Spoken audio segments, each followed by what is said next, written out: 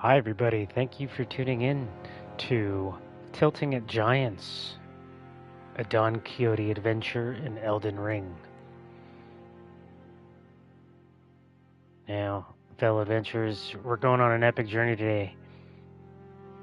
I'm Infinite Worm, and we're going to begin a unique Elden Ring playthrough inspired by the legendary tales of Don Quixote.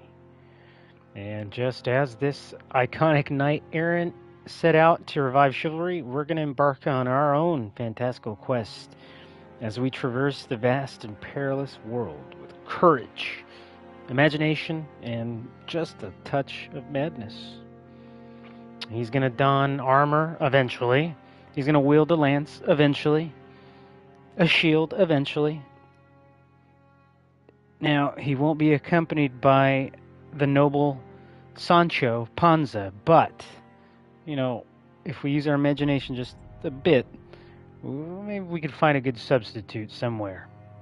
Because what's a knight without a noble companion? A squire, if you will. And you know what? Perhaps we will confront towering giants. Or perhaps they're just going to be mere windmills. Who knows? But grab your swords, sharpen your wits, and join me on my grand adventure as I do the unthinkable and play with no heads-up display. That's right. I decided that I wanted to play with no HUD. So, without further ado, onward to glory as we play as a wretch, which I think is a perfect base for our Don Quixote character.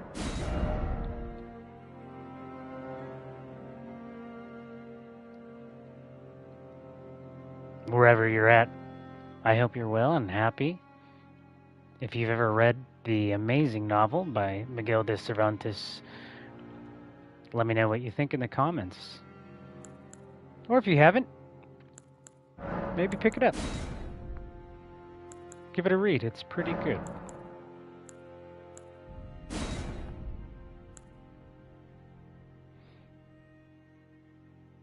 And I thought that the character of Don Quixote fit well in the lands between and the world of Elden Ring.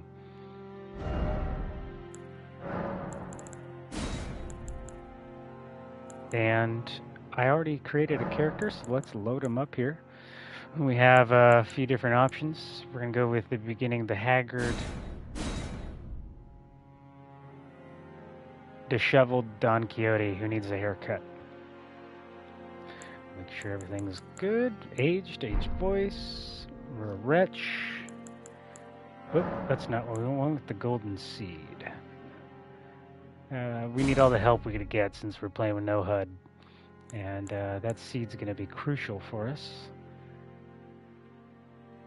So let's go ahead and start up our game. Once again, if you'd like to hit that like and subscribe button, that would make me very happy. I'd appreciate it very much. Hopefully we don't regret the decision of challenging ourselves by playing with no HUD. We'll see.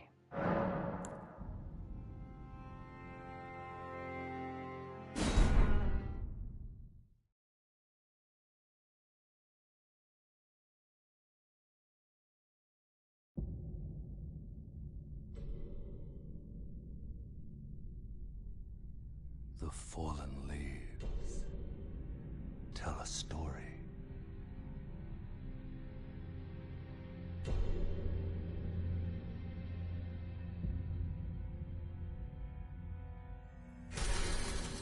The great Elden Ring was shattered. In our home, across the fog, the lands between.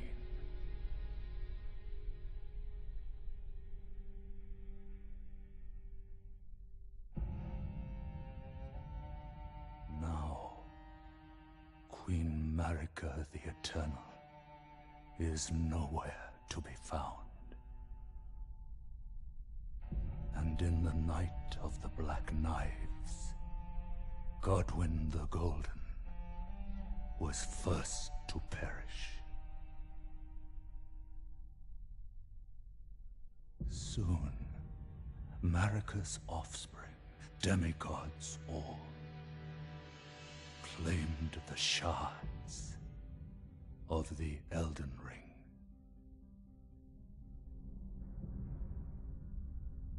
The mad taint of their newfound strength triggered the shattering.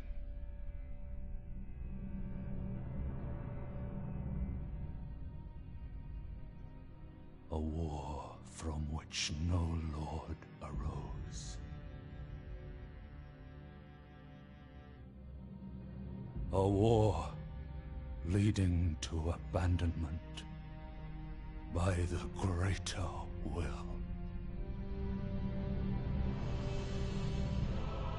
Oh, rise now, ye tarnished, ye dead who yet live. The call of long-lost grace speaks to us all.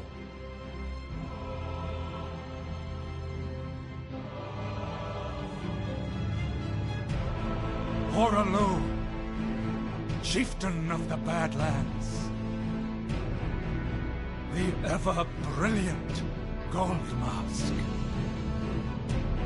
Fear, the deathbed companion, the loathsome Dung-Eater, and Sir Gideon Ofnir, the all-knowing.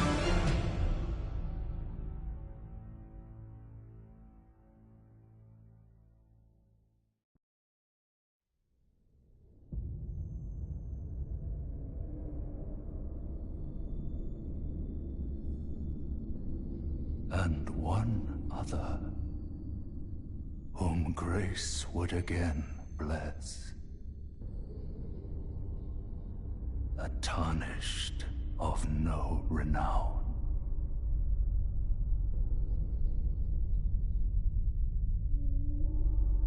Cross the fog to the lands between. To stand before the Elden Ring and become the Elden Lord.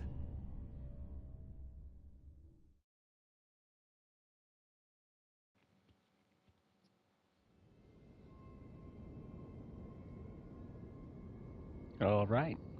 Well, that's basically the story. I don't know if you got the gist of all that. But we're on our way to become the Elden Lord.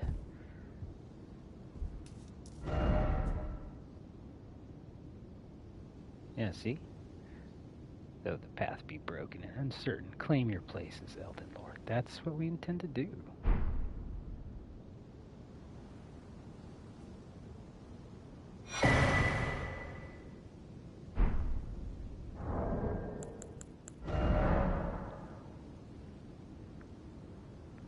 Now you're going to get very familiar with this inventory menu, just the menu in general,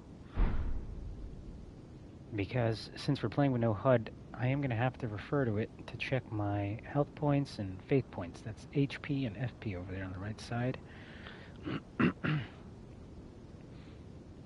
The rest of the other numbers are important, but it's not too concerning.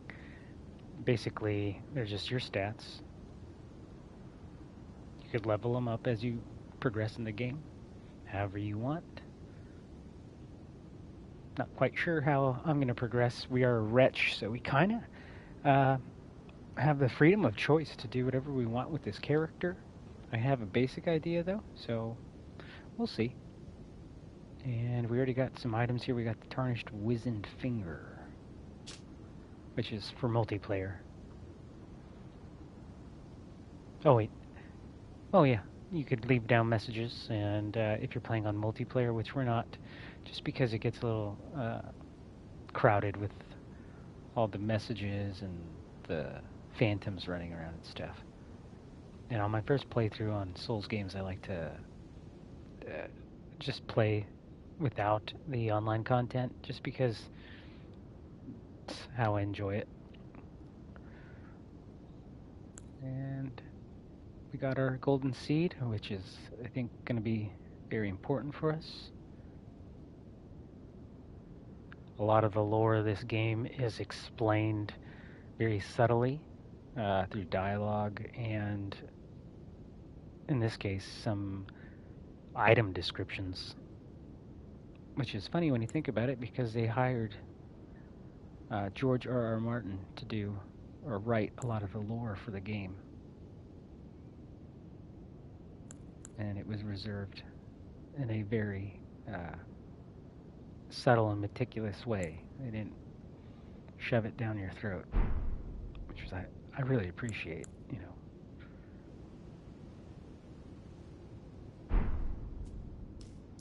Okay.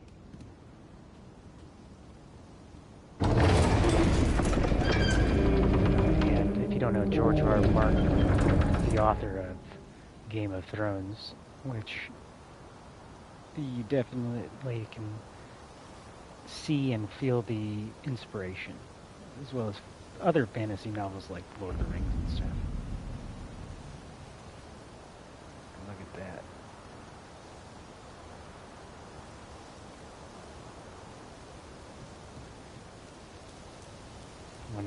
Actually, yes, the first open world Souls type game. Very exciting. It has been out for a couple of years, but it's still worth mentioning. The downloadable content, or DLC, did come out just a few months ago. Shadow of the Erd Tree, which we will get into eventually.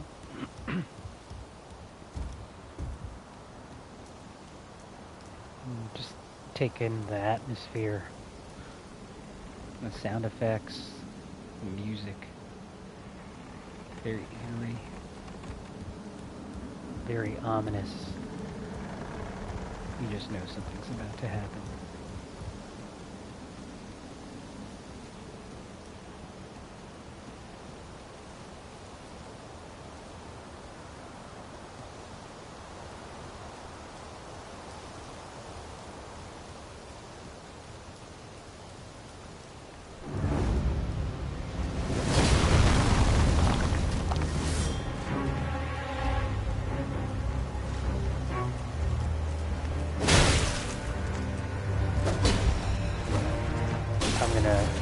Take a guess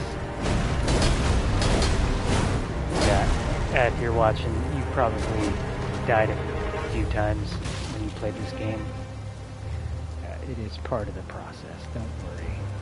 And the game was designed and programmed that you lose during this initial fight. There are players that look it up that can beat her. It's very difficult, but don't feel bad for losing. You're supposed to.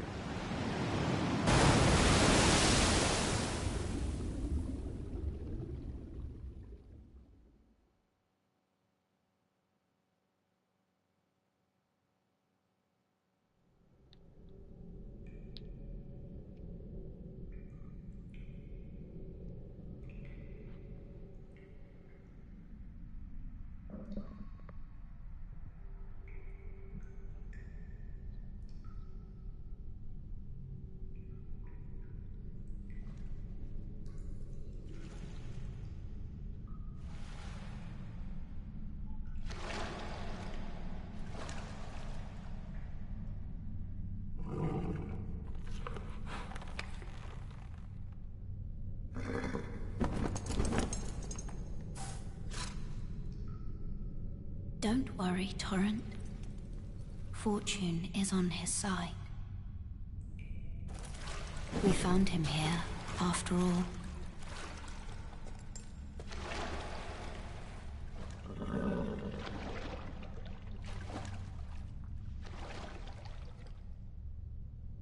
One of his kind is sure to seek the Elden Ring.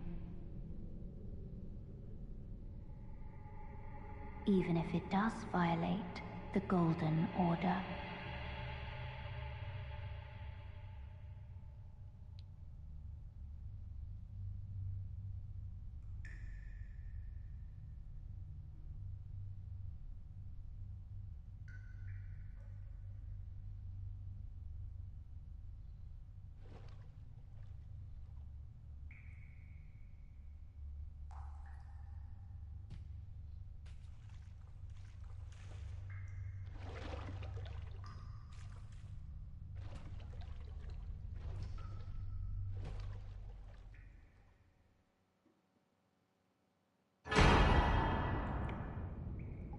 Alright, here we are.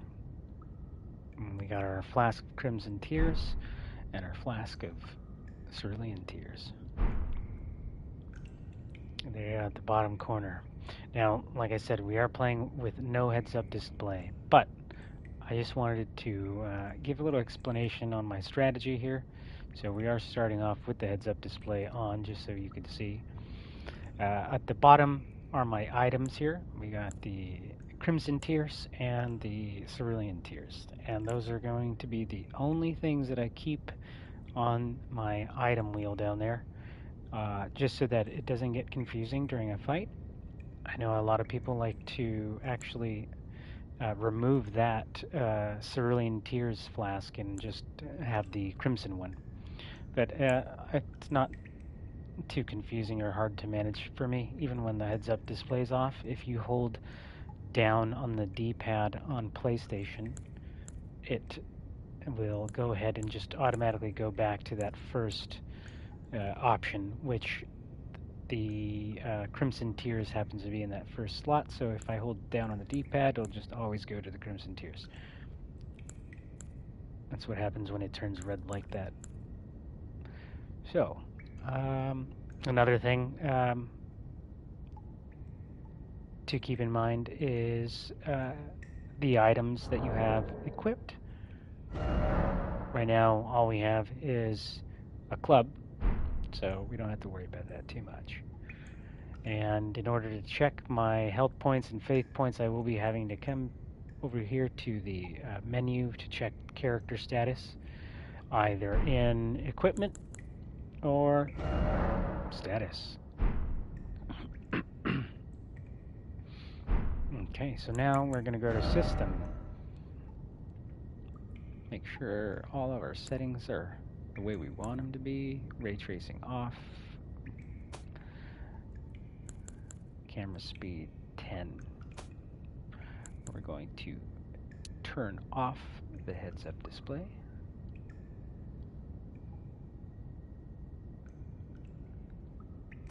All right. Level 1, Don Quixote.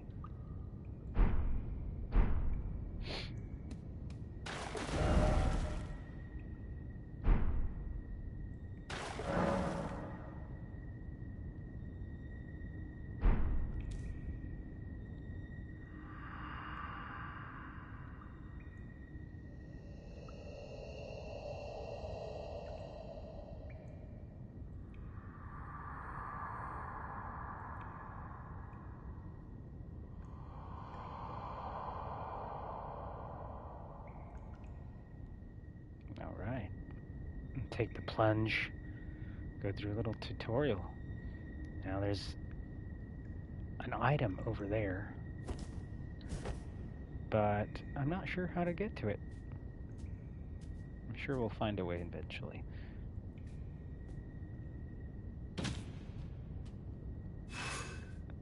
Like I said, I've never beat the game. Actually, I've never even gotten very far. I played about 30 to 40 hours and decided to start a new game with no HUD because I like a good challenge.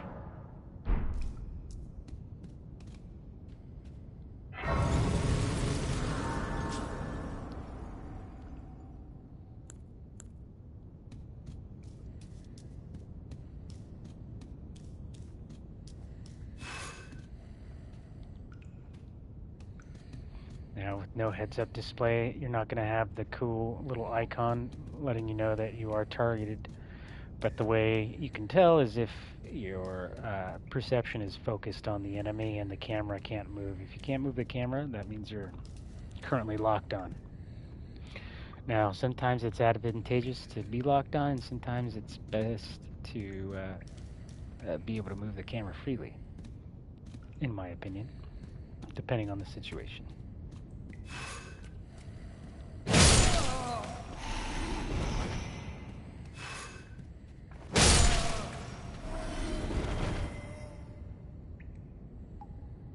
If you've never played the game, armaments are what they refer to as like your weapons and shields. And if you equip your armament, which is in my right hand currently, if you equip it in both hands, you will do, I think it's 50% more damage with it. Don't quote me on that, I think that's what it said. I just know you do almost double the damage. I think it's 50% more. So, with certain classes, that's more important than others. Because we've got a club, we want to be able to produce all the damage output we can. So we're going two-handed most of the time here with this club. And the game kind of is reactionary. So if you noticed, this guy wasn't really doing anything. If I'm staying at a distance and I'm doing this, he'll just keep doing that. But as soon as I get close enough, bam, he reacts. And that's the fight mechanics in a nutshell. The game is very reactive to your play style. So essentially, there's two game styles that it adapts to, and it's kind of like an aggressive one and a defensive one. In my experience, which isn't very much, like I said, so far, it seems most situations benefit from playing more aggressively, but everyone is different. I haven't played as any of the sorcerers or the magic wielders, anything like that, so it could be different for different classes.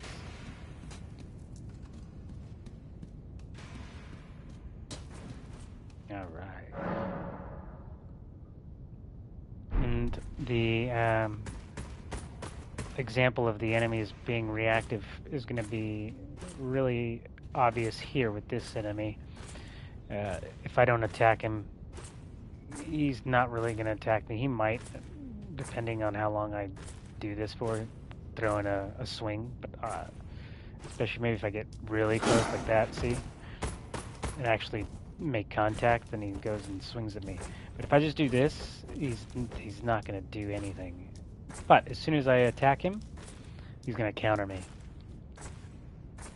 And that little tutorial that popped up was basically telling me that there's a huge difference between attacking this enemy with a huge shield like this. There's a huge difference in doing that and dual wielding it and doing this. See?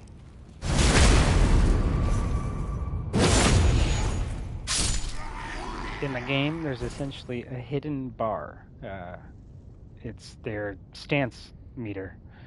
And if you could break their poise, they will go into that animation, which gives you an opportunity to throw a critical hit.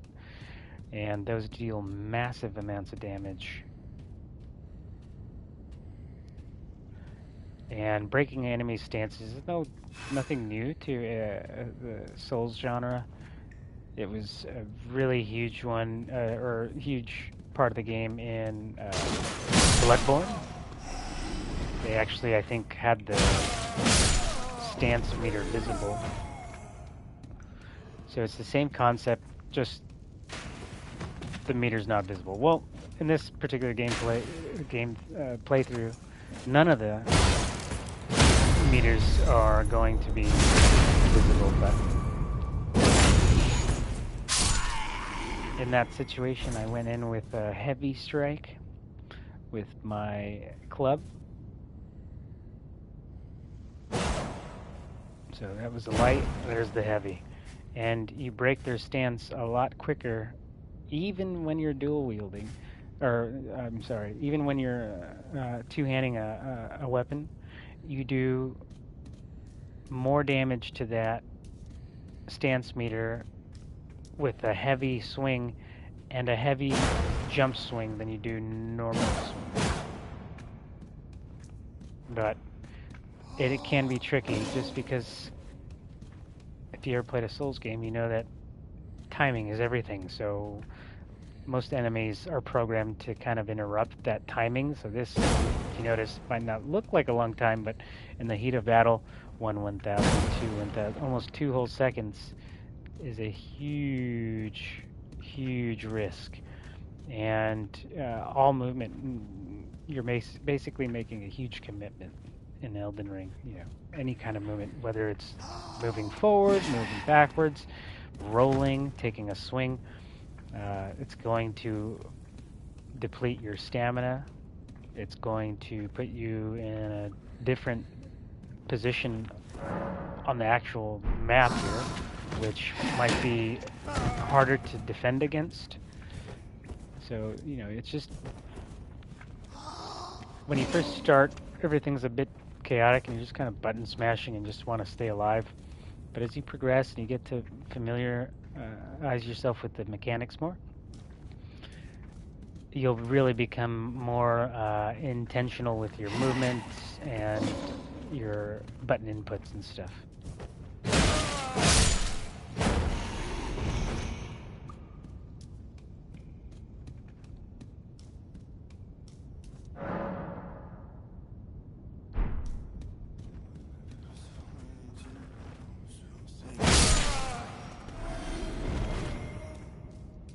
I like to visualize what I'm going to do in Elden Ring, or even just Souls type games, before I actually initialize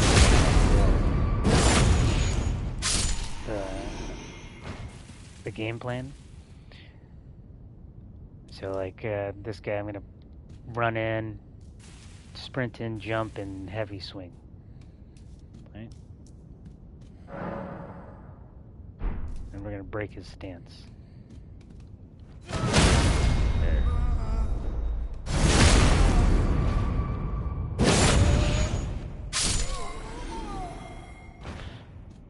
And that obviously worked that time. It doesn't always, though.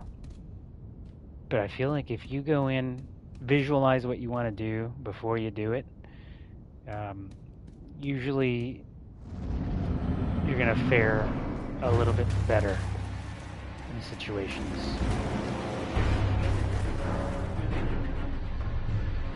So here I'm going to see if I could get in a couple quick swings and then do this guard counter.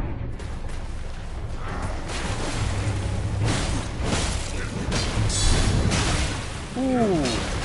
See?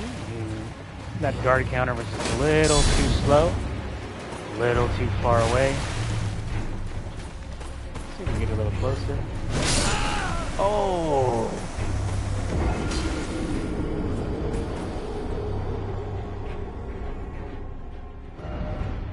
And he got to us. He had that looked like a huge swing. That was a power swing. And it broke right through our defense. And when you die, you drop all of your runes. That's what they call them in this game, runes. In other games, call them souls. Here it's runes. And runes are experience. The more runes you have, the more experience you have. You turn in runes for levels.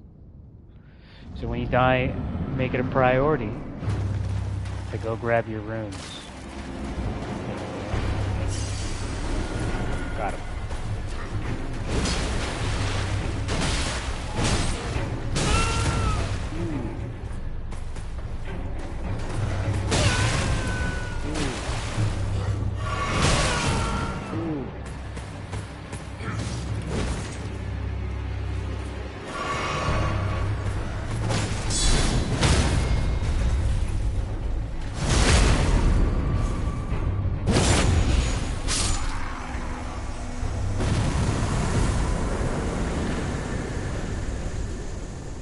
Got him. We beat our first boss.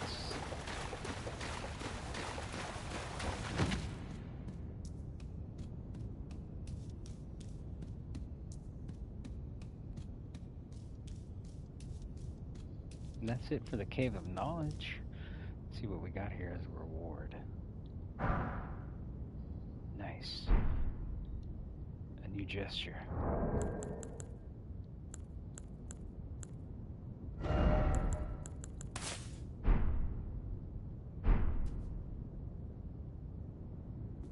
Let's go.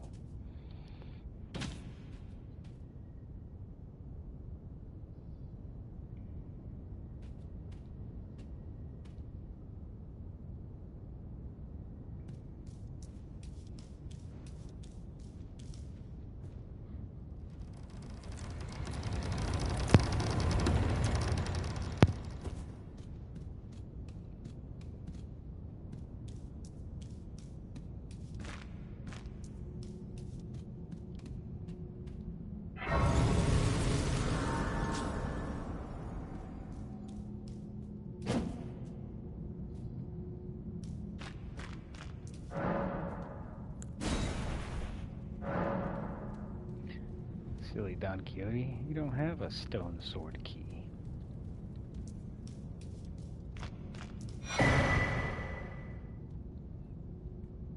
Alright, some more info about the multiplayer.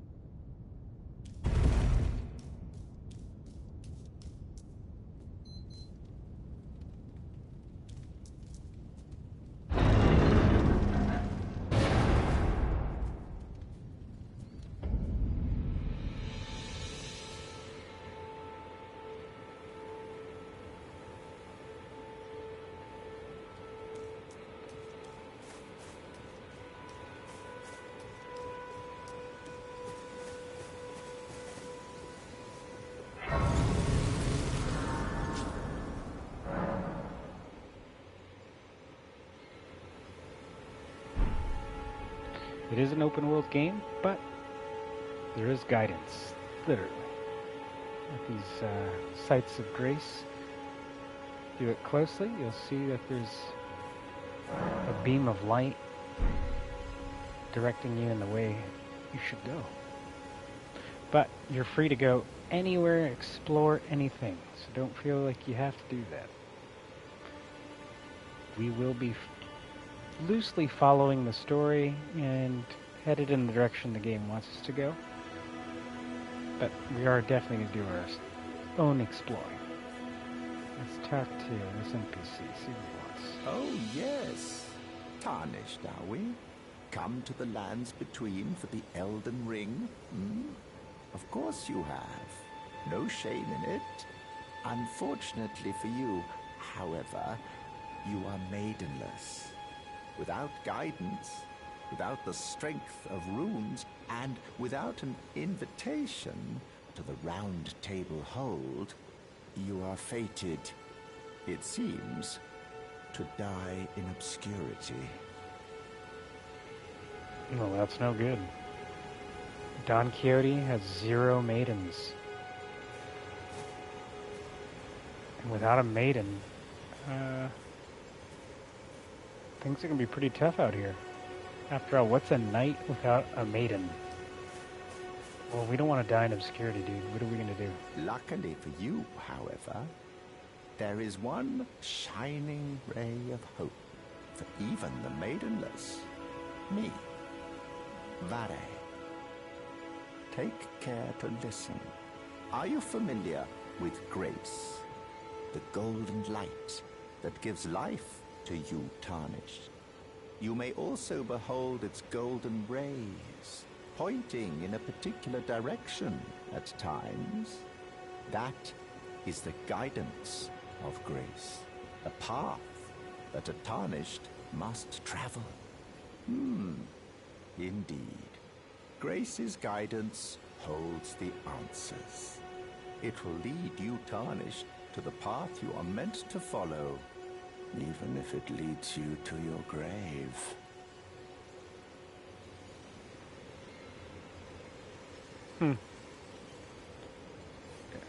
I detect a hint of cynicism.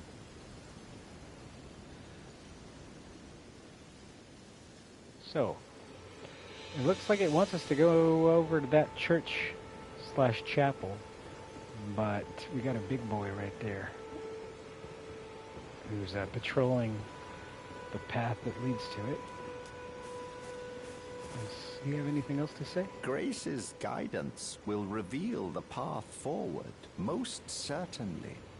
To Castle Stormvale, over on the cliff, the home of the decrepit demigod, Godric the Grafted.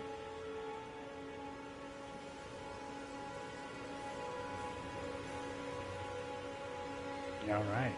I'm assuming it's that castle on that cliff right there.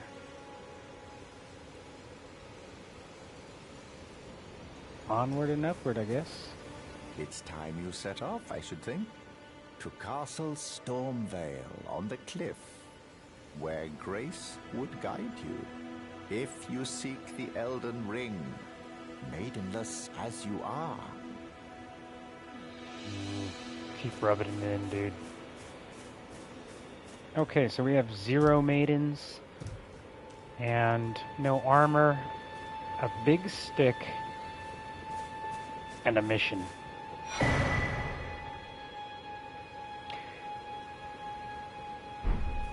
Alright, and when things get too tough, we could always come over here to the Martyr,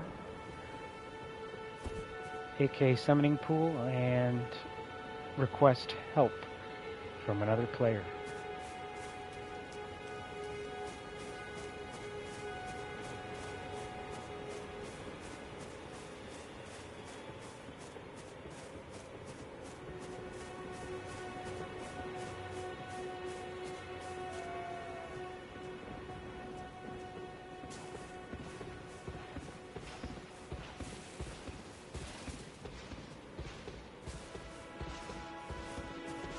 Keep our distance from this big boy.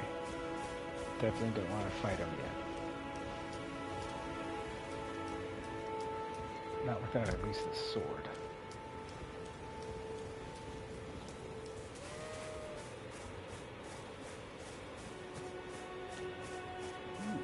Okay. We'll take it.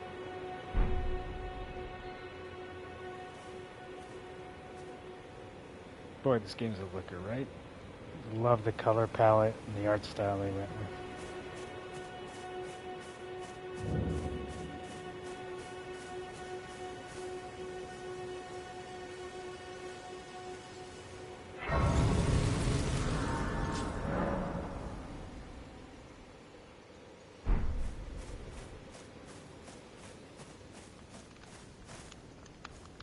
You're tarnished.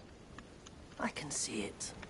But I can also see that you're not after my throat. Then why not purchase a little something? I am Kale, purveyor of fine goods.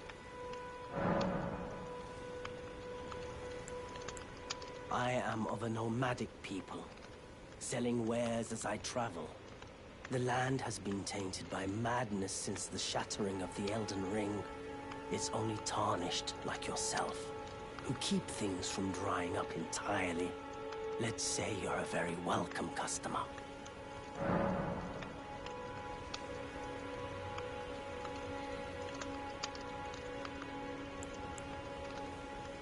You know, if you can spare the runes, you should buy yourself a crafting kit.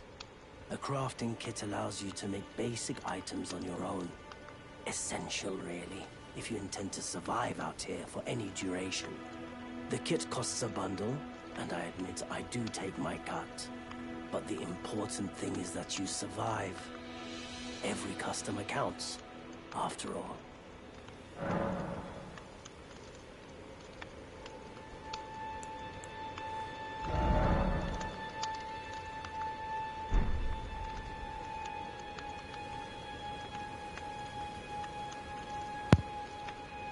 Alright, so I think we're going to take this merchant's advice and go with the crafting kit. It's only 300 rupees. And it might just be me, but it seems like a good idea to grab a torch too. So we'll grab a torch since we have just enough. 200 runes, so there might be 2 left over. And we don't have anything to sell. Well, actually, yeah, we do. We just picked up a golden ring, so why not sell it?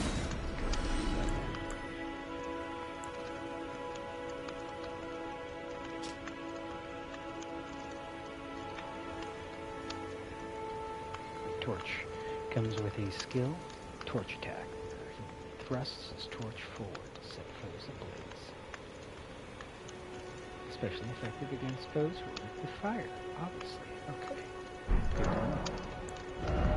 Now we have 492, which, let's see, able to get a couple notes that would give us a clue on some secrets, or we could get 8 more rooms and grab the telescope. I think we're going to do that, just because telescope sounds useful. I'm glad you took my warning we'll be to back. heart. You've made an excellent choice. Nice.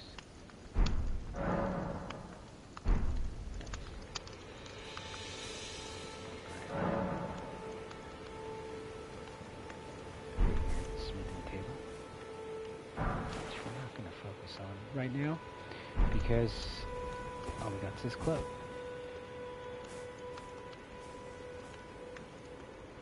You're going to say hi to our noble Steve, though.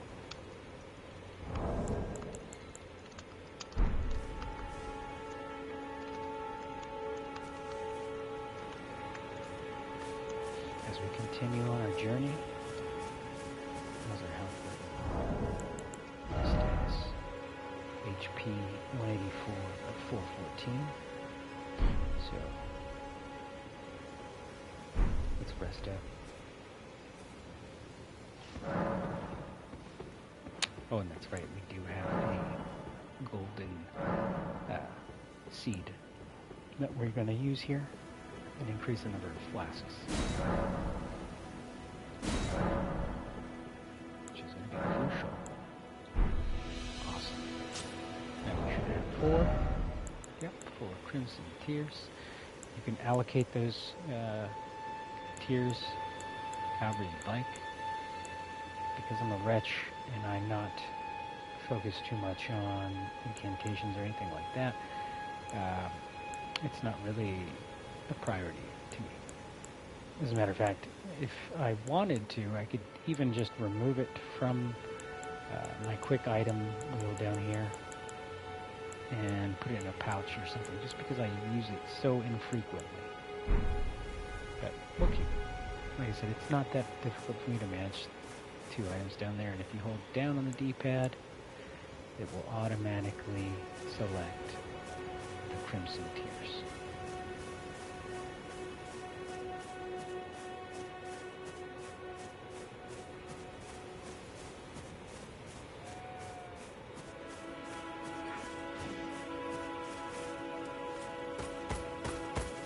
I like to warm up in this forest here a little bit. Get used to the dodging, the rolling, distance. So much of my strategy, I don't know about anybody else, is managing that, the timing and distance and stuff. And just being very intentional with my button inputs. I mean, not all. I'm gonna die a lot. A whole lot. And we didn't punch there. We got hit. We did less than 100 damage this time.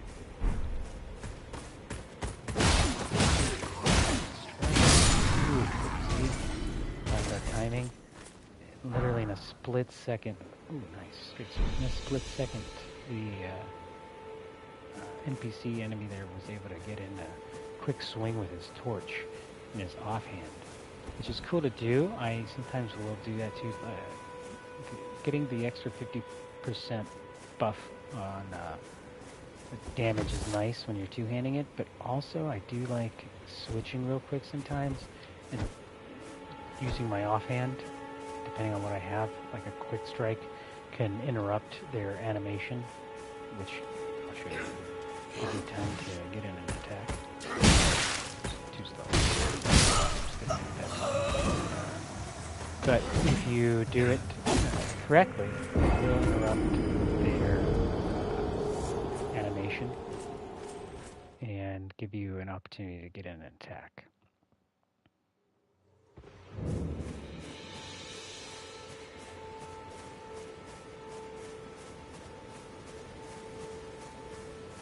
And the lighting in this game, though, is really pretty. Just the game in general, the graphics are just so nice. Like those clouds look awesome.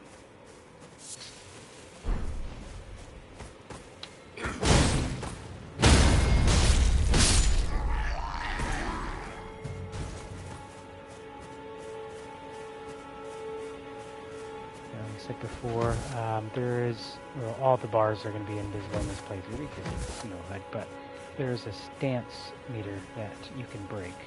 And it doesn't seem to be able to be broken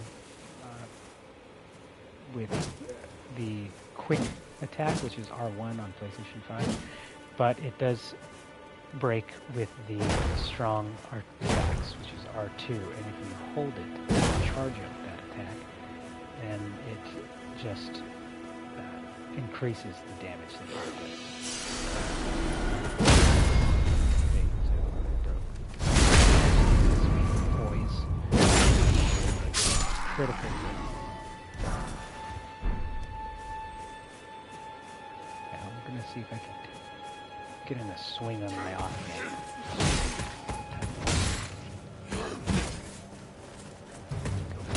There, see?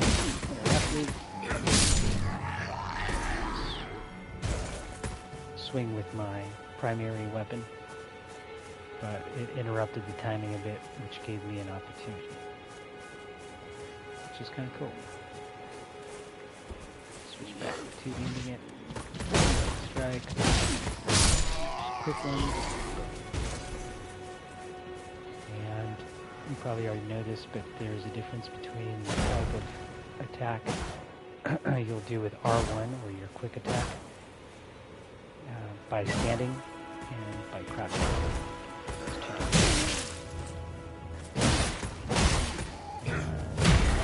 It's usually the same attack that happens if you roll. That it's like a quick, this club, it's a quick overhead swing. You roll like that. You'll do the same thing if you crouch and do it. It should be a lot quicker.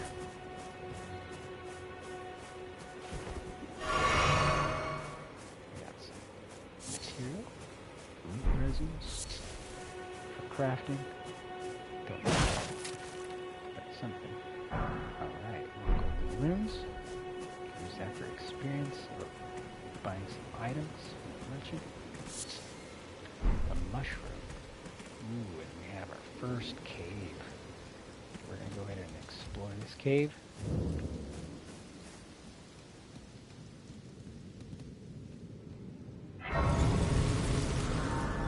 Make sure we rest.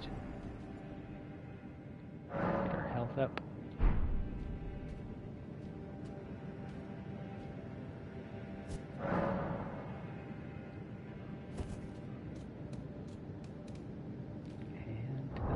That torch that we bought on San Diego would be a good idea. And we also have a sword.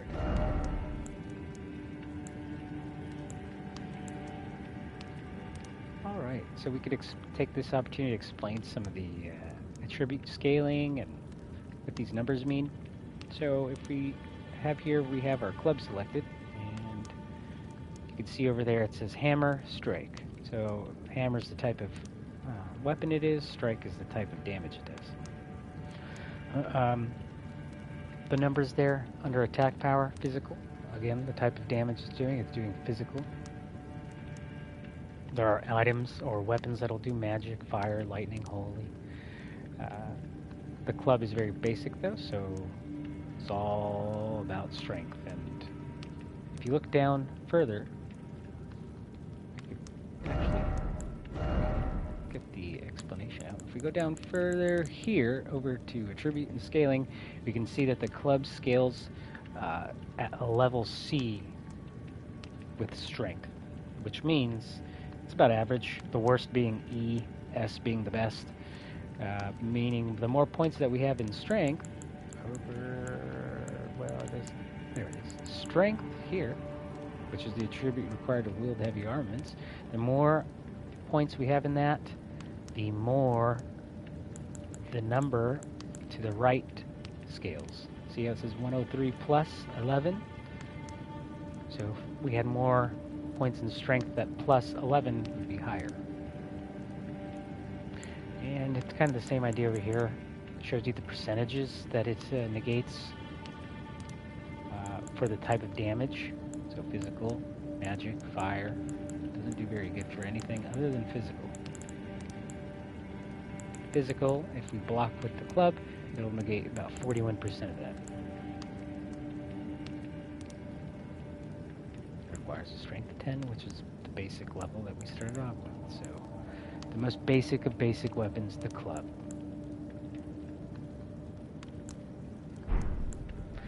Now, for example here, we're comparing it to the Lord Sworn's Straight Sword, tongue twister, and you can see that even though the base physical damage is more, the scaling is less, the +9, and that's because it only scales at a level D with strength, but with dexterity it does scale the attack power at a level D as well. And the only thing that is scaled with the club happens to be the strength attribute. So, in theory, the straight sword is a better option to have, even with the less scaling, because it'll technically do 24 damage plus 110 critical, or this will only do 114 plus the 100 critical.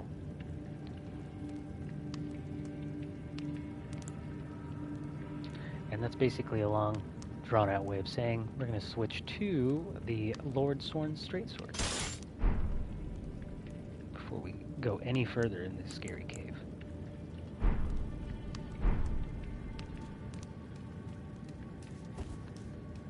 Now, armaments or weapons each have different functions depending on what hand you have it in.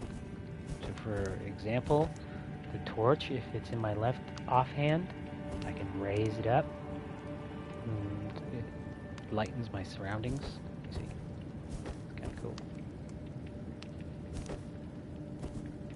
You could really tell the difference over there off in the distance when the darker shades down there on the ground.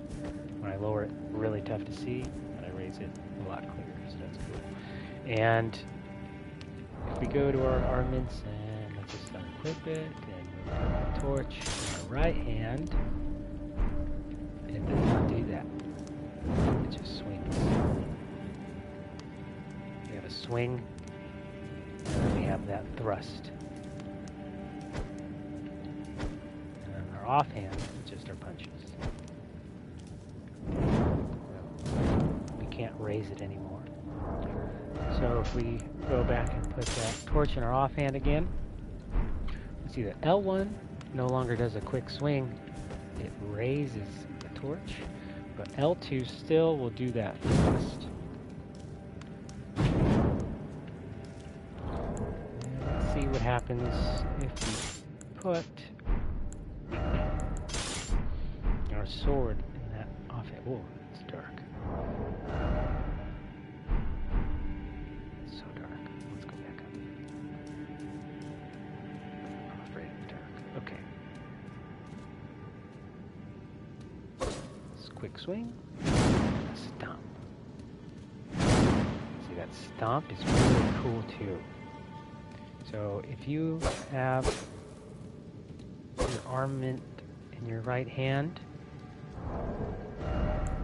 which in this case it's the straight sword, it happens to have an ability called square off at the moment. So if we put it back in our primary, now instead of that kick, L2 goes into this stance here, and off of this stance we could go ahead and do like an upward swipe, which breaks through defenses and shields, or you'll do like a really powerful thrust like that upwards, which kind of I think does the same thing, it's just slower and more powerful and charges forward, so you cover more distance. This is kind of take one or two steps forward, the other one I take 3 or 4. One. Yeah. So this was like 1, 2. Cool. And since we're one-handing it, the L1 button no longer puts up your guard and defends, it swings your fist. Since it's an empty hand, hold it, puts up his guard. And from the guard, you can attack.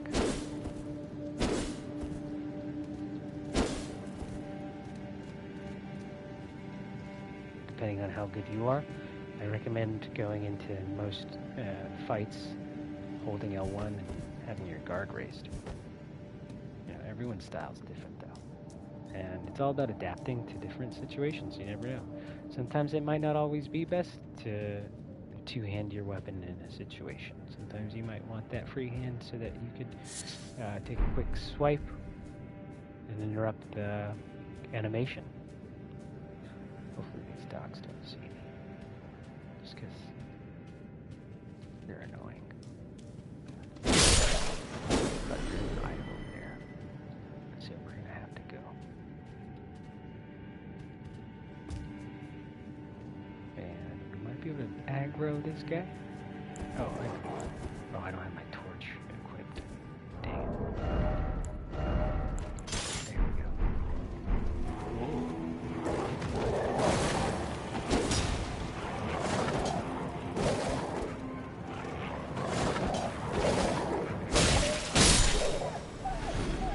Something tricky about these dogs. They do quite a bit of damage actually, so basic enemy, but it's really easy to get whoa! See? Surprised by one. Or just like tangled up in the timing sometimes.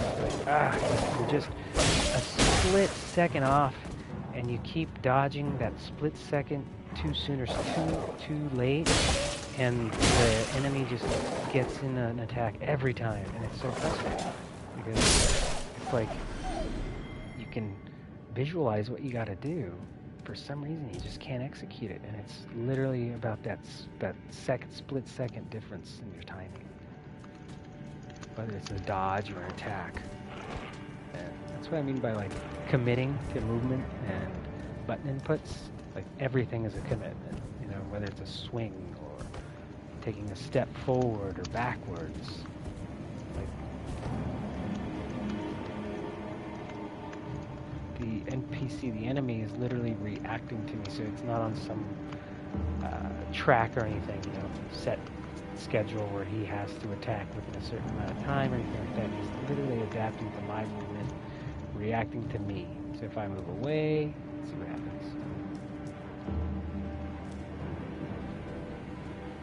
Yep, so you got curious, came around the corner.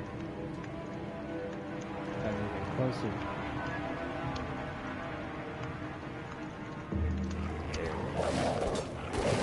See, and there's that split second. I pulled the trigger a split second too late, and he got in that second attack. And it's just that off time, and that it's like a, you know, almost like a rhythm in that off step, you know, half beat there. It snuck in at a second attack, and he doesn't always do it, but every now and then he does, which catches you off guard when you're trying to get in even a quick R1 attack.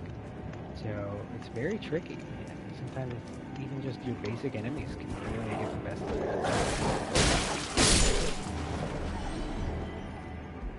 And if you ever find yourself get really frustrated or really ticked off or something, just, you know, take a breather, take a break, put the control down.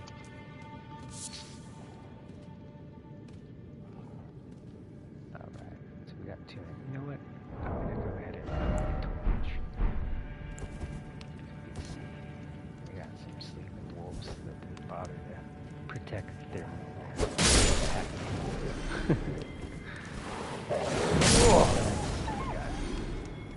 Take a risk there. But I anticipated that he was going to lunge at me.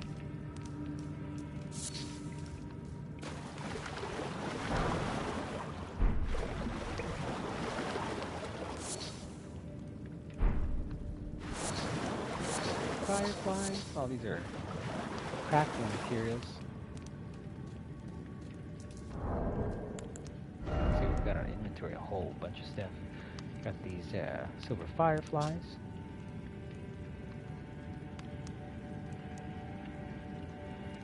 That last sentence is intriguing. Silver light is considered to invite riches. I don't know what that means, but I feel like everything in this game is very intentional, so maybe we'll find out what the purpose of these silver fireflies is. We know what the golden runes do. Cave moss, that's for medicinal boluses, like things you chew on. Glow stones. We throw one of these and it'll light up the room. Or crackpots. For a crackpot. Thin beast bones to craft arrows and bolts and stuff. We already know what the Crimson Tears does. Probably the most important item. Mushrooms. Root resins. Or cookery. That's important. I like our throwing weapons. Erdleaf flowers.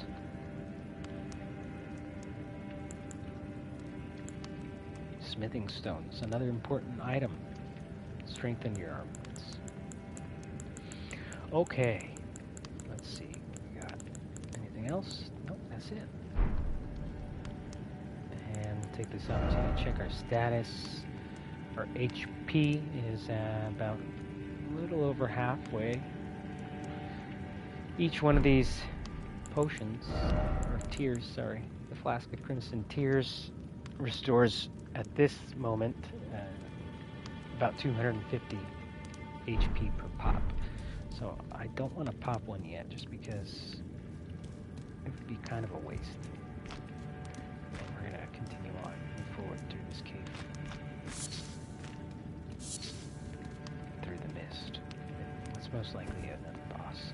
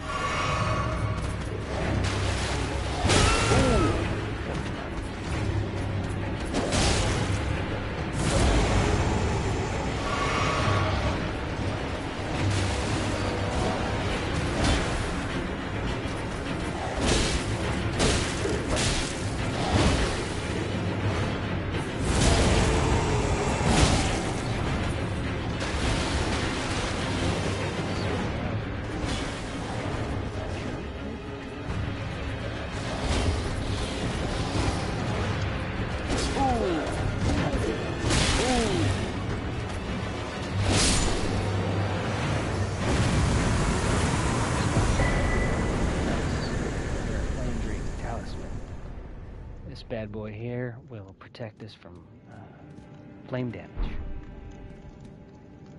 which could come in handy for these soldiers, apparently.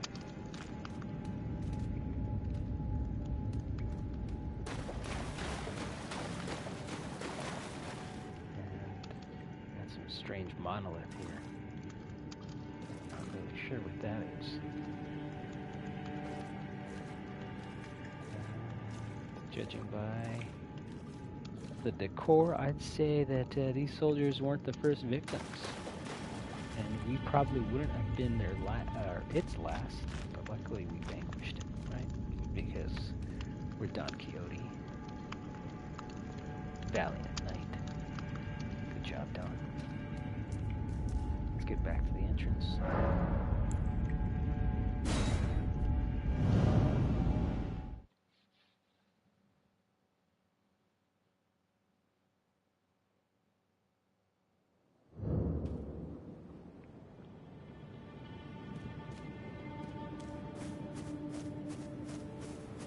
Alright, and look at that. Our boys are back. It's still fresh in our memory. Let's equip the talisman we just got. Boosts fire damage location. See, there we go. That's good. We want that. We can take all the help that we can get.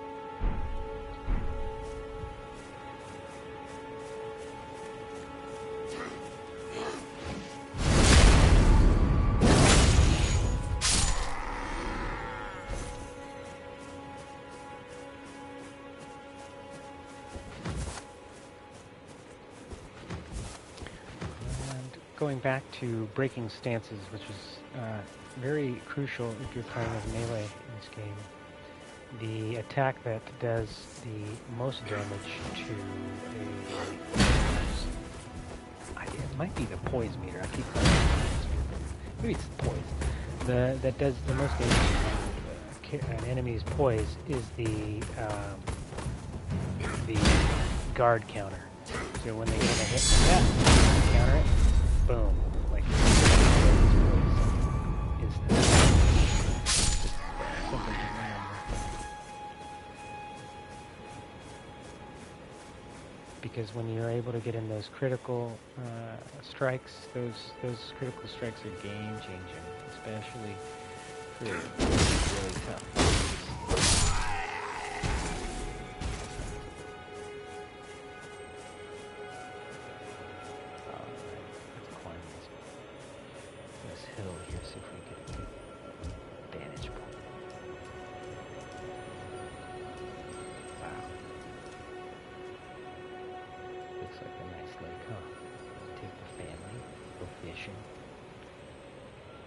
Bring a cooler, some koozies, and post up. Alright, and looks like we've got an outpost over here. We'll make short work of that, don't worry. And got the attention of the guard. Let's see if we can jump on it.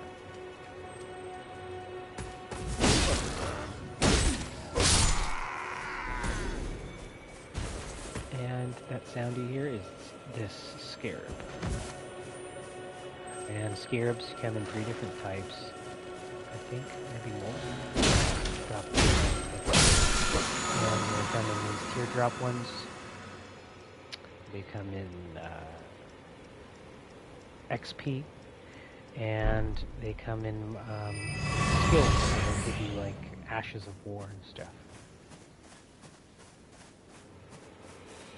They drop an item, they won't drop an item again. I think we'll just get XP from it the next time.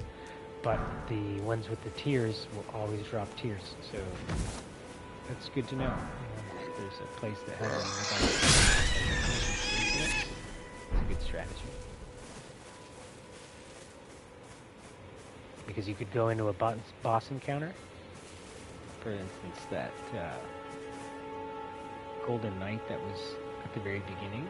The first step outside of the entrance. If we were to fight him, say I was to like run away and take refuge in this forest, his health wouldn't reset, you know, so I could come back and I'd say I've run out of flasks, come beat up this scarab, boom, we got another couple flasks. I can't remember how many it refills. I think each one is different. But then you'd go back and have another fighting chance at it. So just cool. That's cool to know.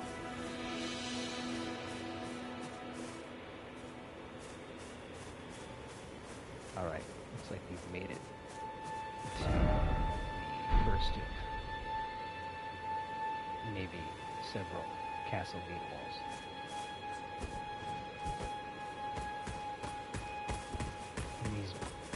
Big bulky shields, you're going to want to do heavy attacks with your R2 button on PlayStation. Followed by Quixote. And you can actually just even change up that formula, you know, but it's always a good idea to go in with like a heavy hit with those big shields.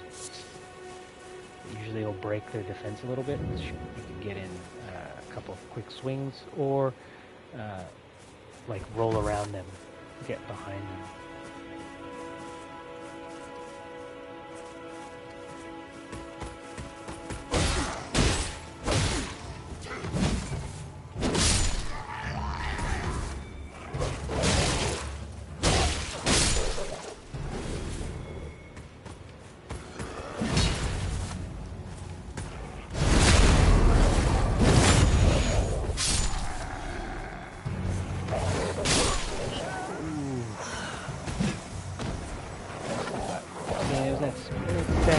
there, I went in, even with the crouch attack. Those wolves are designed to like attack you on that half step, you know, in between your attacks. So you gotta time it just right. Because I went in like that when I probably could have just walked in regularly, got the distance just right, crouched, and then done that. But because I rolled that extra split second, gave that wolf the opportunity to get in that fight. So for instance here, you're tempted for some reason to do a heavy swing, but if you're running like that and do a heavy swing, that swing right there is going to be quicker than the time it takes for me to do this, you know? And it'll be lights out. It'll be lights out. That hammer hurts. So when they're charging like that, quick swings are neat. But if you're insistent and you have that habit of like just really love heavy swings, well, then you're gonna want to manage your distance. You know, if it's not timing like quick strikes, then managing the distance is crucial. So for instance, he's gonna still charge at me, and I can still get in a heavy attack. But now we're gonna manage the distance a little bit.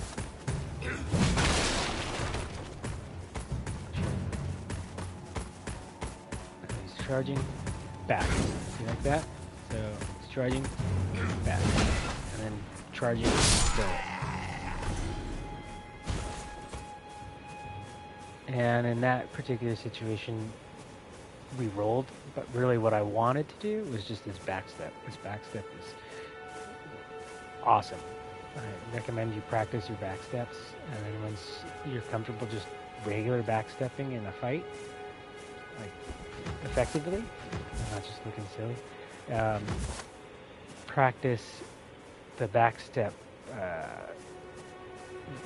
It's like a reverse. So you flick the joystick in the opposite direction that you're facing as soon as you hit the back step button. So for instance, like that.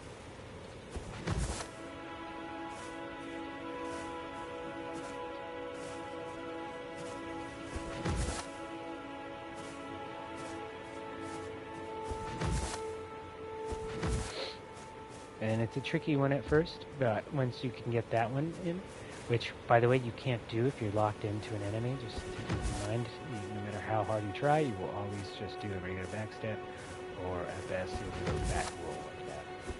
So in order to do that, you can't be locked onto an enemy. And that comes in handy more so like in PvP situations. So, for instance, the character's right in front of you. Right, your enemy's right in front of you, you're fighting, and they close the distance, they get in real close, and you're able to do that real quick. Suddenly you're right behind them. You're right behind them, and then you could do a critical backstab. Oof. It looks cool, and if you're playing PvP, your enemy's going to be left down to there. It's kind of tough to do on NPCs. We'll try.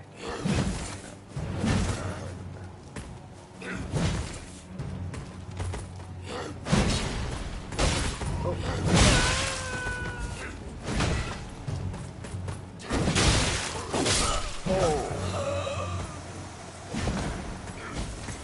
And another thing, use your environment too. So like jumping on these rocks. If the game's going to give you cover, or the game's going to give you an advantage, like field position, you know, take it. You want to take all the advantage you can in this game.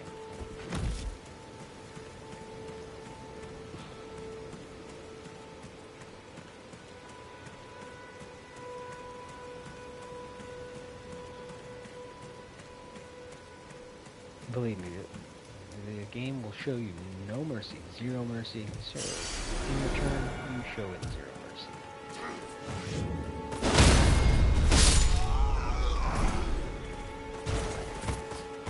Charging forward. Heavy swing. Couple enemies come up, charging heavy swing. Got him.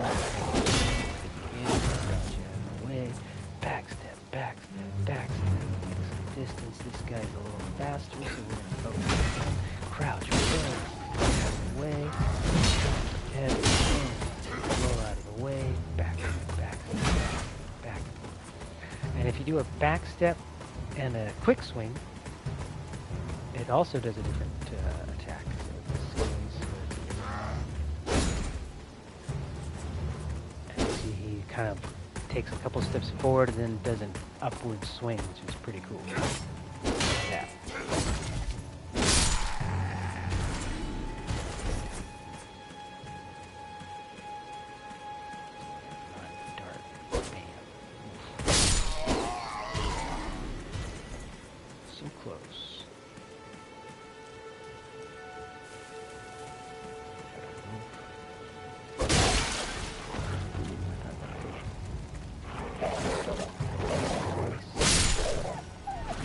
Usually when they jump twice like that, you got a little window of opportunity to attack. And if it's quick enough, catch them before they attack.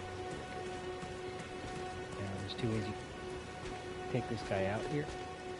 You just charge in, and then this patrol guy will probably blow the horn, get everybody's attention. But so what?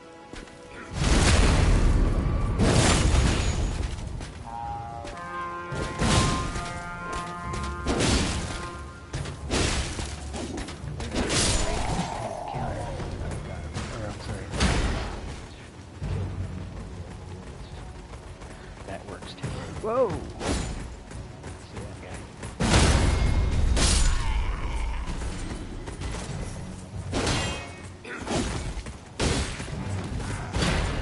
Yeah, I was tempted to get in a third swing, but if I would have done that, the guy with the torch would have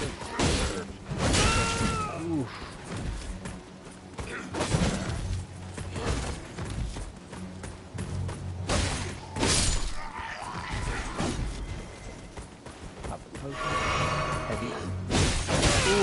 Didn't interrupt his attack. Usually the heavy swings will interrupt attacks unless he's also, I guess, doing a got ourselves a soldier now. Also doing a heavy attack. Then I guess it is unblockable. And I'm not really sure what my health is. So let's go over here, take a look since I got enough distance. We're good. 344 and 414. Run in. Oh!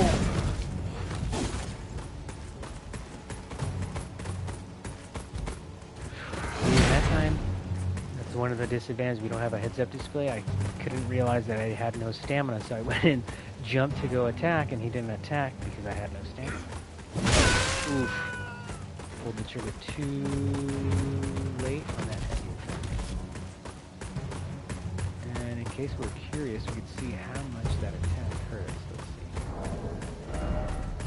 Quite a bit. We were at 340 something, now we're at 130.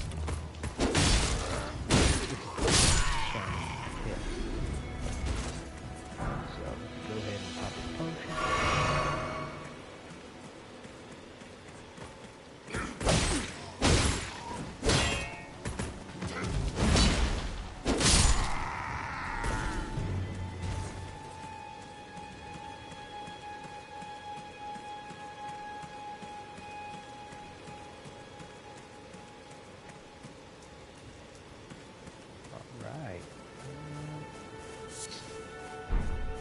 Be it. There's a couple dudes over there.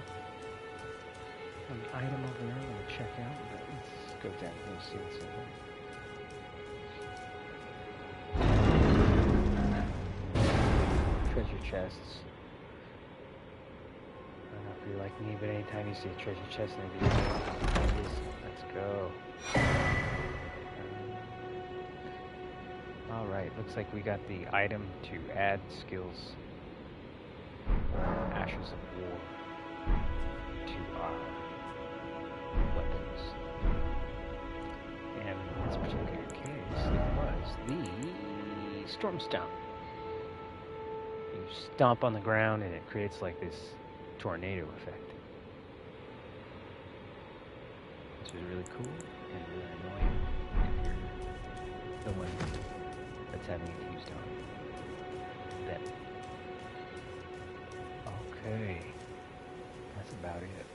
Over here, we got to the rooms underneath this outpost.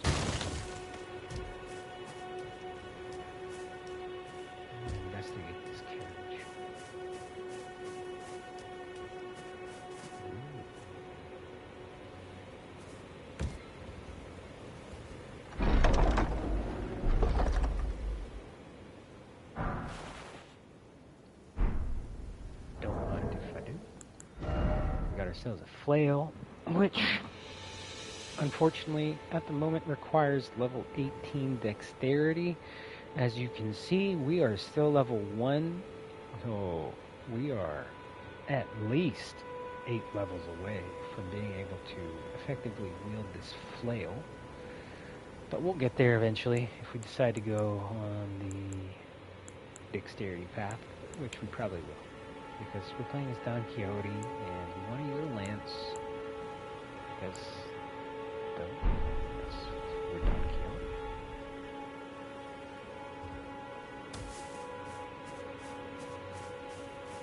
And we have another important item right over here.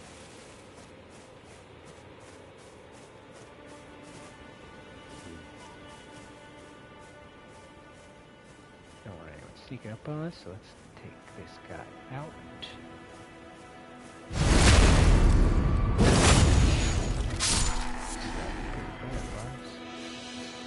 got another guy over here.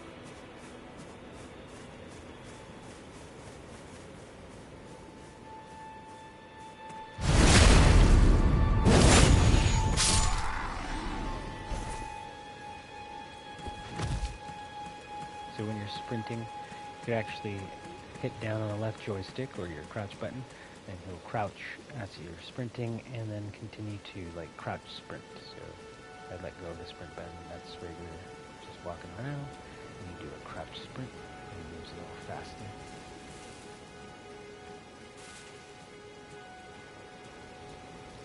The attack for crouched and standing again is different, but it is not for crouch sprinting and regular sprinting. So if you regular sprint, you do the over the head with a quick attack. And you're sprinting crouched, you do the same thing.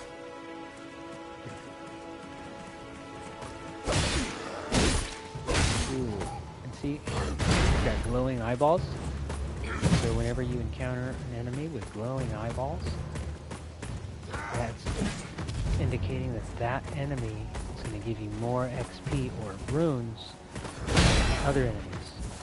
And I believe it's 4 times, or 3 or 4 times the amount of regular runes as a regular enemy. So it's worth it. If you see these glowing eyes, make sure you use them. Speaking of which, how many do we have? Camera heads up display so we can't see. We got about 4,000, so that's not bad. We are maidenless. We got 0 maidens, Don Quixote, with 0 maidens, so we can't level up yet. What's this guy got? Fragment? I don't even know what he was doing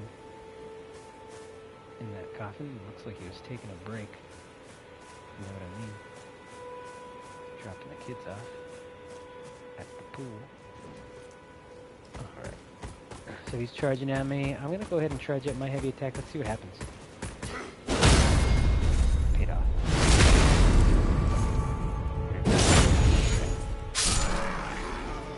Cool. We vanquished the whole group. Gave us a refill on our flask, which we have 4 of. That's the max we can have at the moment. Let's see what you dropped. Ooh, nice. We did get some items. Looks like we got some Godric Soldier Greaves, Godric Soldier Helm, Godric Soldier Gauntlets. Nice. We also sell for a good price at the merchant, or we could wear them when things get tough. So far we're okay though. You know, we don't need to resort to wearing the enemy's attire. You know, we don't need to do that yet. I'm not saying that we won't. I'm not gonna be so stubborn as to not wear armor. But let's see what we got here. Fantastic. That's what we wanted. A map of the grave.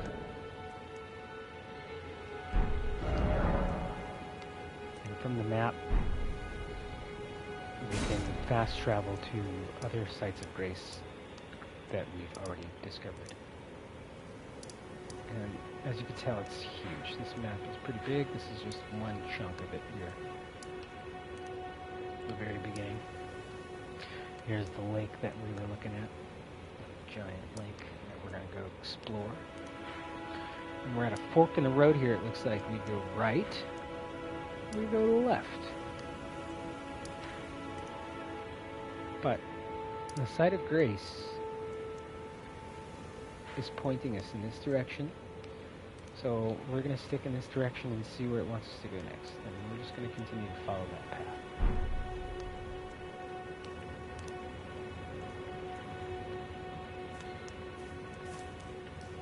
We have another carriage over here. First time I played Elden Ring, I got about 35, 40 hours in.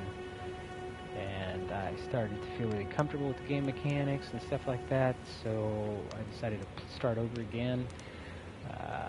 Played it again for about 10 hours. Wasn't really enjoying the character I was playing as, and so I decided to start a third one this time around. But on that second game playthrough is when I found out that these carriages actually held items. I played for almost 40 hours and grinded this area dozens of times and never once knew that these carriages held items. And I felt so silly. But if you're like me and you've been playing the game for a long time and recently discovered something about the game that might have been obvious to some but wasn't to you, what was it? How did it make you feel afterwards? So we just got ourselves a great sword. And we can't use it yet. It requires a strength of 16. I'm thinking that's the path that we're going to probably level our attributes. Probably going to be strength and dexterity. Before that, though, I'm gonna do vigor, just because I want help. Yeah. We're a bit squishy at the moment. Maybe we could change that with a little extra HP.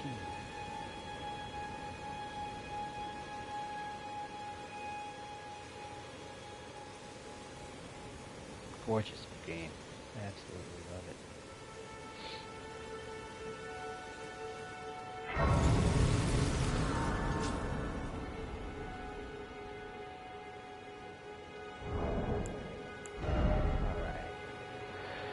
So we got a little over half our health. We got 4 flasks of tears. Let's rest. That way we can get our health up.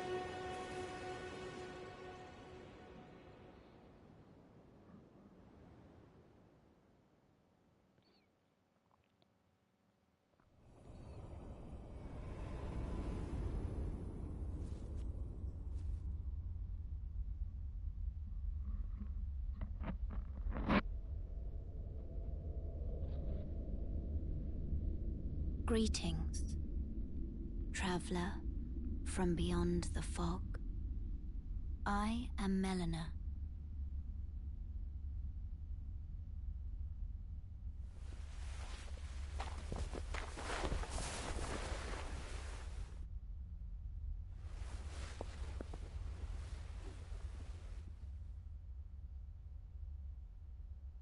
I offer you an accord.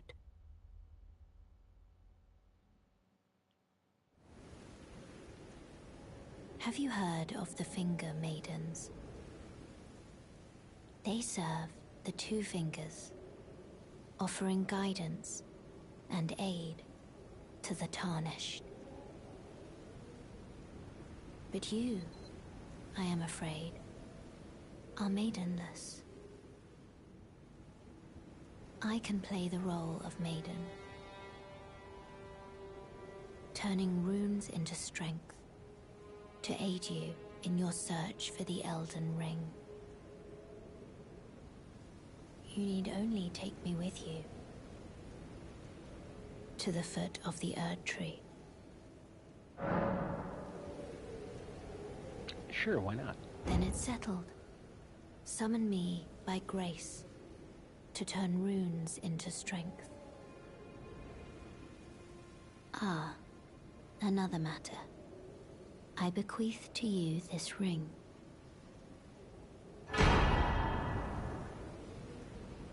Use it to traverse great distances. It will summon a spectral steed named Torrent. Torrent has chosen you. Treat him with respect. We will. Okay, so we're no longer maidenless. We went from having 0 maidens to having 1. And this maiden says that they'll help us level up, so let's do that. Shall I turn your runes to strength? Let my hand rest upon you. For but a moment, share them with me.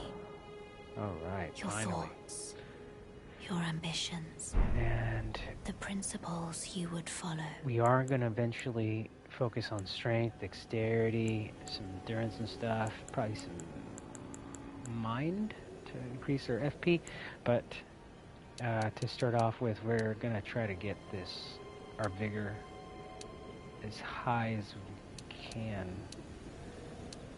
to at least, I'd say probably 20. 20 is probably a good one. Maybe 15. Let's see what 15 is like, actually. Let's challenge ourselves. 15 vigor, and then we'll start with strength already. Let's start building up our strength and see how that feels. And if we still feel squishy, we'll keep leveling our vigor.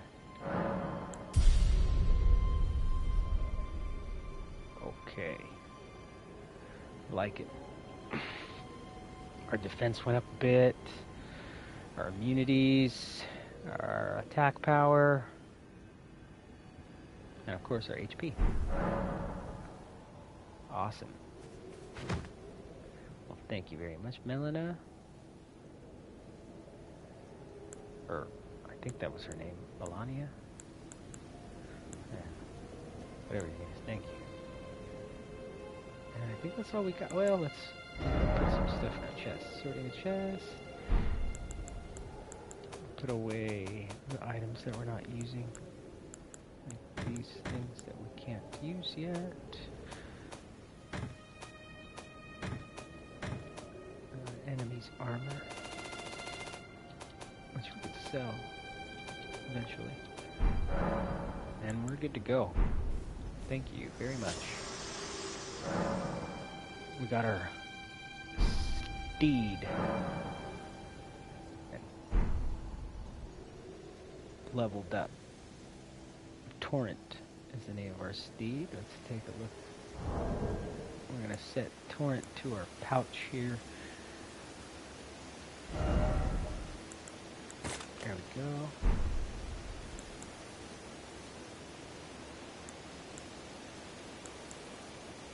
What else do we got? Okay, we're good for now. We're going to head back. Let's head back to the merchant and buy either armor or how much runes do we have? 213. I think after we beat these enemies here, we'll have enough telescope so we can spy on people. See it at and come up with game strategies.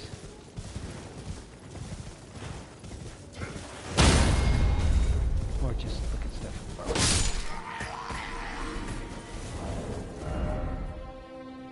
661, that's enough. That'll do it.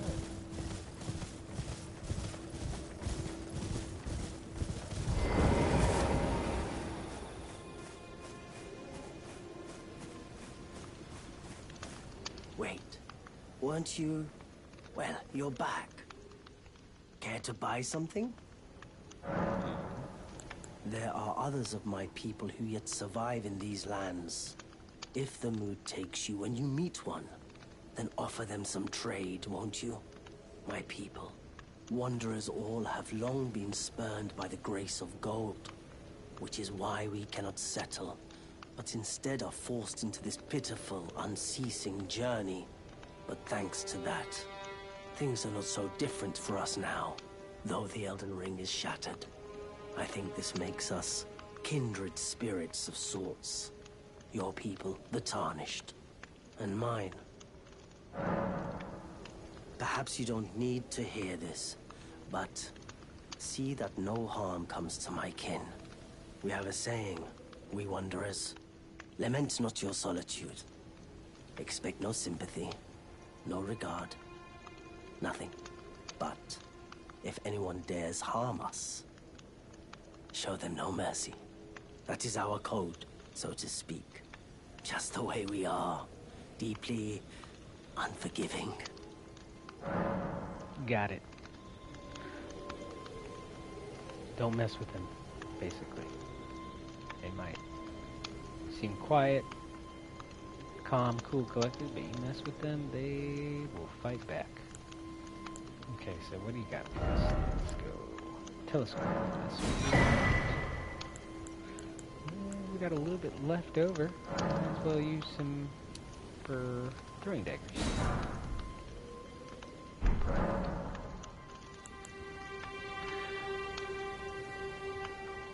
Oh, thank you, Calais. Goodbye. Nice to do business.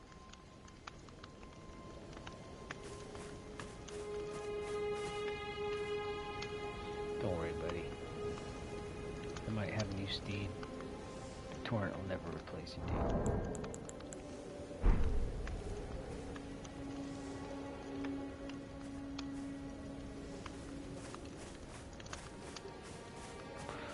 Okay, so we got ourselves a telescope that we can assign to a pouch. Don't need this memory of grace. And we can also assign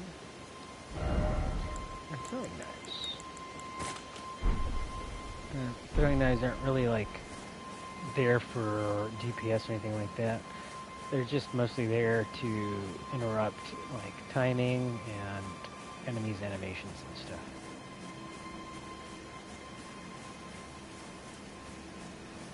We're glowing gold because the Erd tree's shedding its leaves. I think that means that we get more rooms. If you know, if you want to leave a comment, let me know, because I don't know off the top of my head. I'm too lazy to Google it. But I think that's what that means.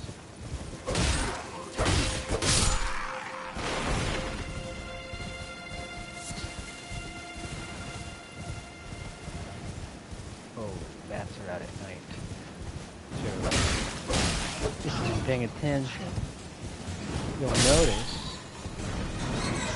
that not only is it darker at night, but the soundtrack changed. So there's different scoring at different times of the day. And not only that, it's just less obvious, but the more obvious one is the enemies. Some of them are different during different times of the day. So we had bats in that particular situation.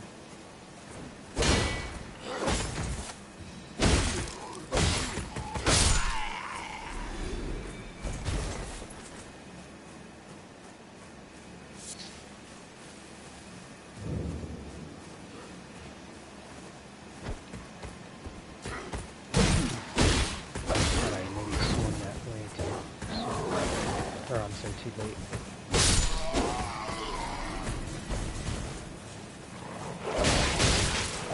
Oof, see, and for some reason I thought a sprint with a sword was a sweep, but instead it's an overhead, like hammer. So I messed up. So I wanted to go in there and sweep horizontally instead he did a vertical swipe. Good to know. Every time you get a new weapon and you want to play around with it. If you got a lot of runes, I highly recommend you test it out before you go into battle with it. Get used to not only the quick and heavy attacks, but like crouching, sprinting, jumping. Get familiar with all the different attacks and the direction the attacks. Like this horizontal swipe obviously is awesome if you're like there's like 2 or 3 guys in front of you. You do this, swipe, head off 2 or 3. But if you think that you're going to be doing that, rushing in to attack 2 or 3 dudes, and you end up doing the over-the-head swipe, like I did earlier, then you're in trouble. Like that. It's a huge difference. That is a huge difference from that. And that was my fault because I made a mistake. There, you'll get to know the timing of enemies. I dodged way too soon. He does 2 different types of pokes. That one, which he charges up for about a second, he pulls back, and then that one, that's a quick poke. So the first one, it's like about a second or half a second that he charges it up, which that timing can really mess you up if you roll too soon, because when you come out of the roll, he's going to poke you. You could also just go like around him, keep walking, so if you get in real close, like that, he won't hit you.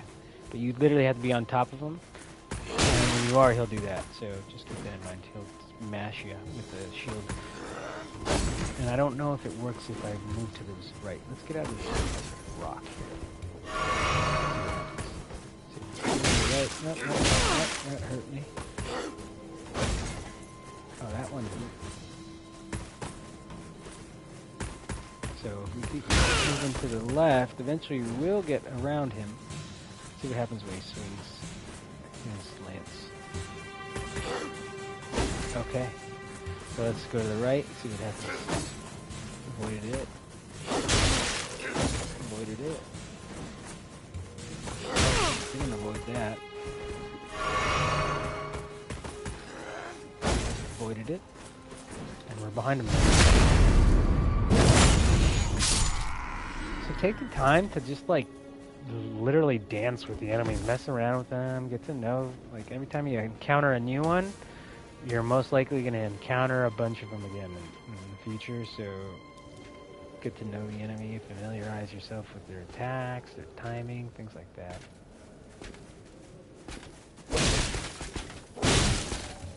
And it doesn't always work right there. I thought it was bad. I thought I'd be able to sneak behind them, no problem. Didn't happen. Why? I don't know, maybe it's too far away.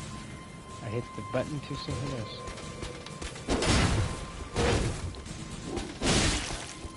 And what I'm looking out for here in this fight is for this guy to put his guard down,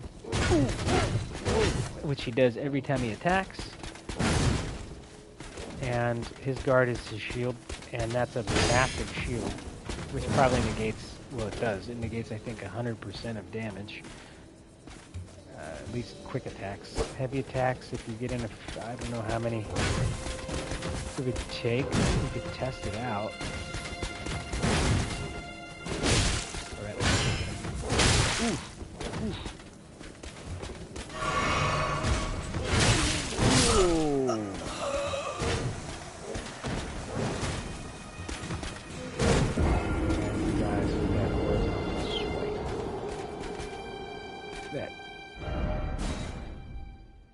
you can tell they're going to do because he does a stomp with his right foot right before he does that move, which means he's going to follow up his regular poke with a horizontal swipe.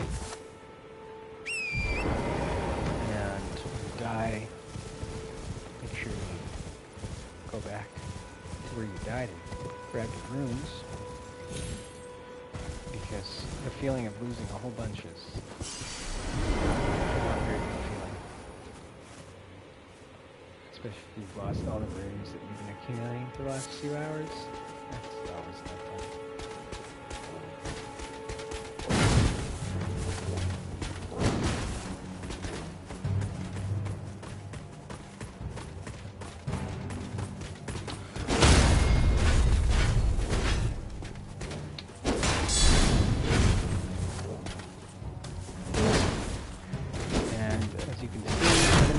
guard counters too.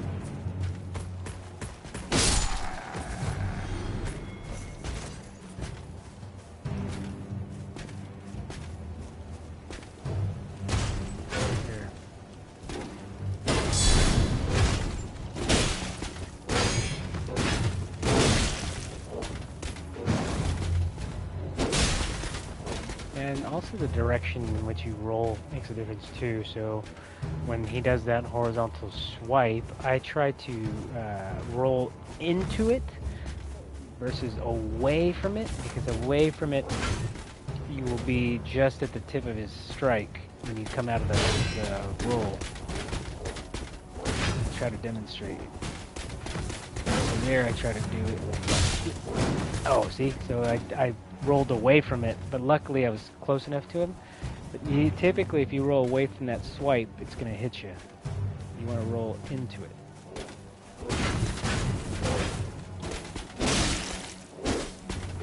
See? I rolled away, and he got me at the end there.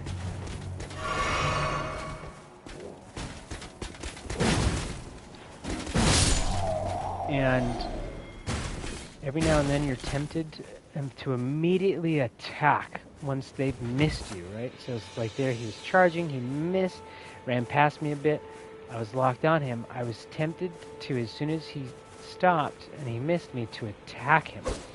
But he was like a step, he would have been a step or two too far, and I would have missed. And I would have been stuck in an animation, and he might have been able to get an attack. So instead, what I did was I took that time and I fought off that instinct to immediately attack him, and instead I walked forward a couple steps. So if you go back and rewind, you can see that just right then and there. Just took that time, just take 1, 2, just 2 steps forward and then attack. And that closed the distance and ensured that I'd get the hit. Because it's very frustrating to be able to roll and dodge, and then when finally it's showtime and you got to get that hit in, and you're just like a foot too far away from the enemy, and it literally makes the difference between life and death in the fight, and that could be very frustrating. So that comes with time and experience in the fights. You know, you'll do little things like that. And at first it's going to be so frustrating. You're just going to be like, this is impossible, this game's dumb.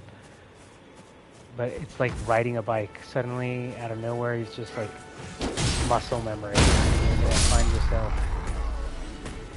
being able to time even new enemies that project their attacks like well in advance. You'll be able to anticipate certain attacks, even though you've never encountered that enemy before. And that's a good sign that you're getting better at the game.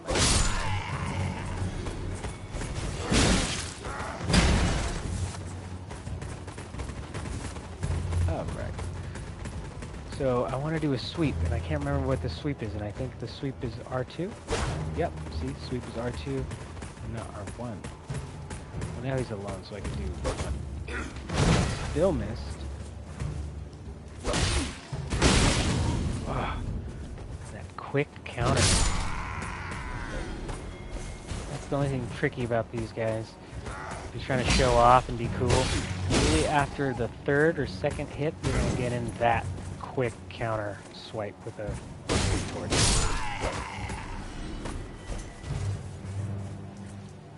So create some distance, and then we can do a cool attack. Ooh, that's fast. Ooh. Yeah, I thought I'd show off, jump in forward. Split second, too quick.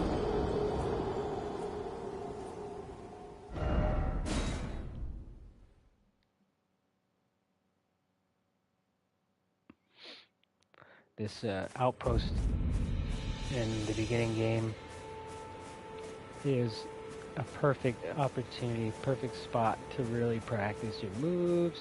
Just because there's a lot of enemies, it's at lower levels. It's pretty tough at first, you know, getting used to the game mechanics.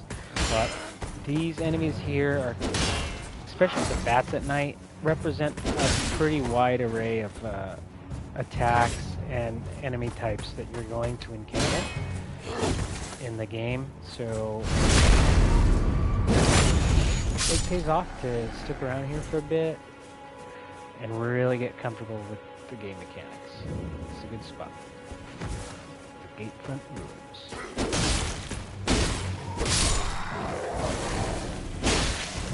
As silly as it sounds, even these dogs. Pay attention. Do not sleep on these dogs.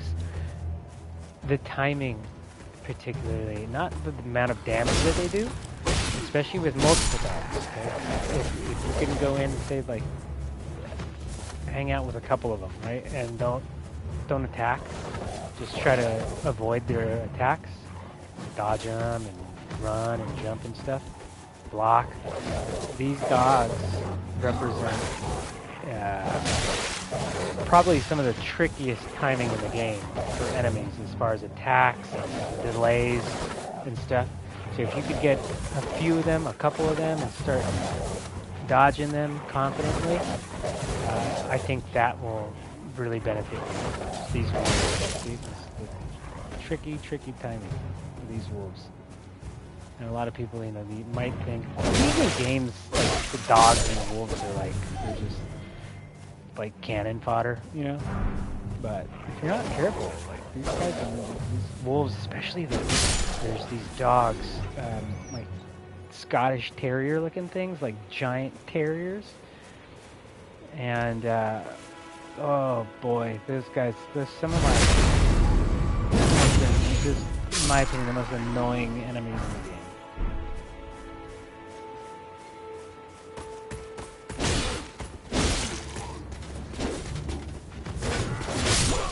Ooh, oh dang, and he was glowing his eyes too. I think I would have dropped a lot of experience. That's alright.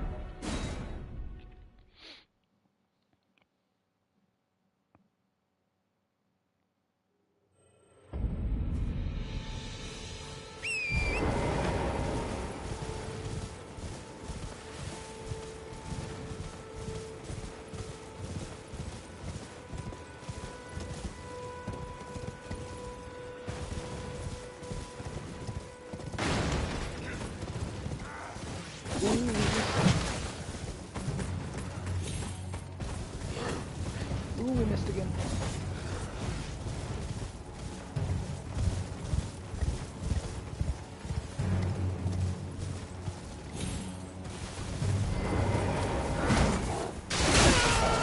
Oh my god. No, we didn't die! Oh no. The game has a way of just breaking your heart. Just when that happens, look, just wipe it off. Just forget about it. Dust it off. Forget it ever happened, because it's gone. Those wounds are gone. They're never coming back. And learn from it. You know, I was silly. I wanted to rush in and just grab the runes, when really it probably would have taken an extra 30, 40 seconds to just beat the guys and then go get it. But because I was impatient, I lost 3,000 runes and won't be able to level now. but that's alright.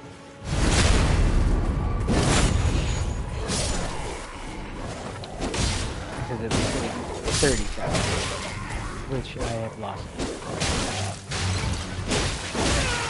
And it's because you start to grow impatient, and you want to rush through situations and enemies, and this game is one of the most unforgiving experiences when it comes to that.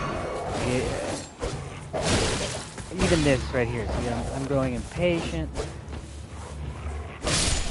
and if I'm not careful, I could easily die in this situation. Easily die. Just because these low-level enemies, I think I died. If you're not careful, they'll catch you. And make you pay the price. So if you know, right now it doesn't matter if you die because you don't have any runes. But if you've got a lot of runes and you die and you lose them, I recommend take a breather. I know you're probably going to be stressed out, maybe your anxiety's through the roof. You're like, oh my god, I just had 50,000 runes. Take a breather. Even though you want to prioritize getting those runes back, you want to be meticulous about going about it, you know? Don't rush into that situation to get those runes, because the game's going to punish you, and you're going to end up losing them all. So just be patient. Approach the situation calmly.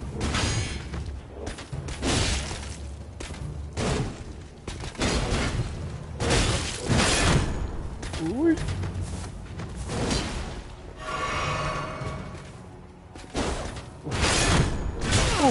Oh.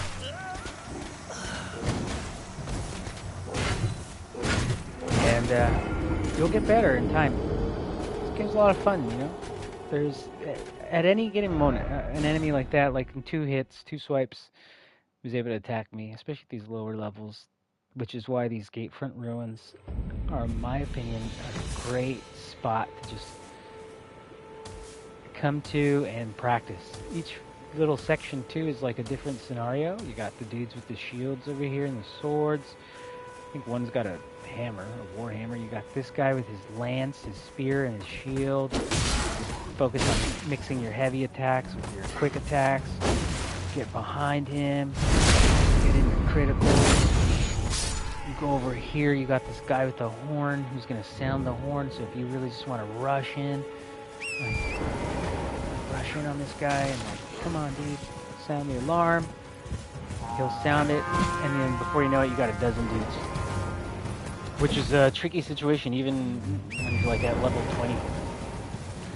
So this beginning area here is awesome to really get yourself familiar with the game, and you don't have to go very far.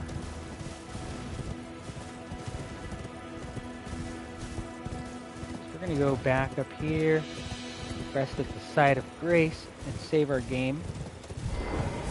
And when we start next time, we're going to move forward. We're actually going to infiltrate the walls here and take on whatever that is. Which, we got a telescope now, we can take a look. Looks like Don Quixote's first encounter with a giant.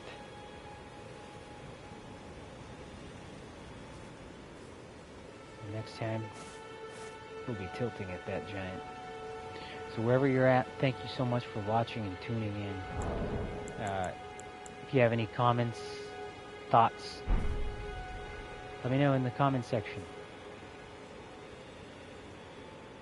And I hope you're having fun with the game. Let me know what build you're playing with. Do you like role playing? What's your style? I think the last bastion for me is going to be a sorcerer, spellcaster. Those ones seem a little tricky. But we are playing as a wretch, so we have a lot of freedom to choose what we want to do with this character. We'll see. Until next time, I'll catch you guys later. Be safe out there. Enjoy gaming. Bye-bye.